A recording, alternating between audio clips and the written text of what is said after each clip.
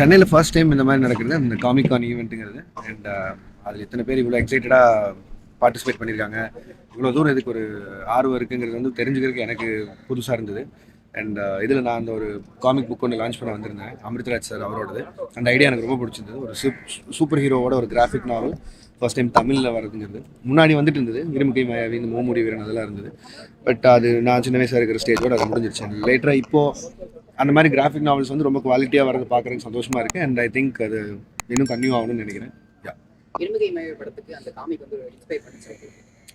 முன்னாடி சின்ன வயசில் படித்தது, பட் லேட்டரான சினிமாக்குள்ளே வந்ததுக்கப்புறம் அது நம்ம ஊருக்கான சூப்பர் ஹீரோவாக ஏன் எழுதக்கூடாதுன்னு சொல்லி எழுதும்போது எழுதுனது தான். பட் ஆனால் அதோட பொருட்செலவெல்லாம் ஜாஸ்தியாக இருந்தது. அண்ட் எனக்கு படம் எக்ஸ்பீரியன்ஸை வச்சுட்டு அந்த படம் பண்ணிடக்கூடாதுங்கிறதுனால எனக்கு நானே அதை புஷ் பண்ணிக்கிட்டேன். இப்போ ஒரு 6வது படம் வந்துட்டேன்னு நினைக்கிறேன், 6வது. ஸோ இன்னொரு 4 படம் பண்ணிட்டு ப்ராப்ளி ரொம்ப பொறுமையாக அந்த படத்தை பண்ணணும்னு ஒரு ஆசை.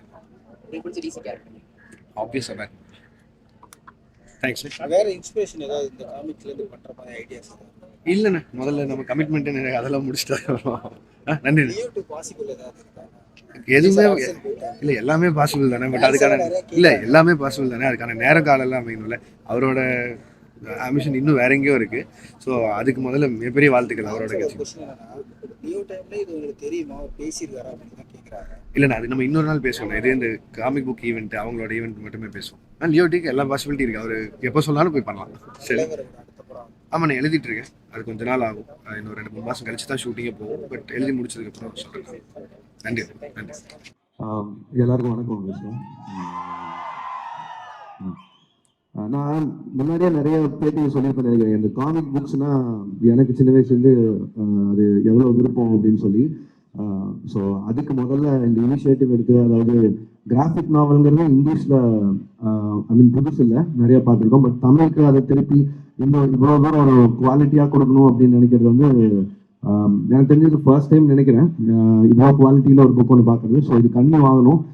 ஏன்னா எனக்கு ஞாபகத்தில் இருக்கும்போது நான் பார்த்துட்டு இருந்த ஒரே கிராஃபிக் நாவல் அப்போ வந்து ராணி காமிக்ஸ்ன்னு நினைக்கிறேன், இருமுகை மாயாவின்னு சொல்லி ஒரு புக் ஒன்று வரும். அண்ட் அதுக்கப்புறம் இல்லை புக், அது காமிக் புக்.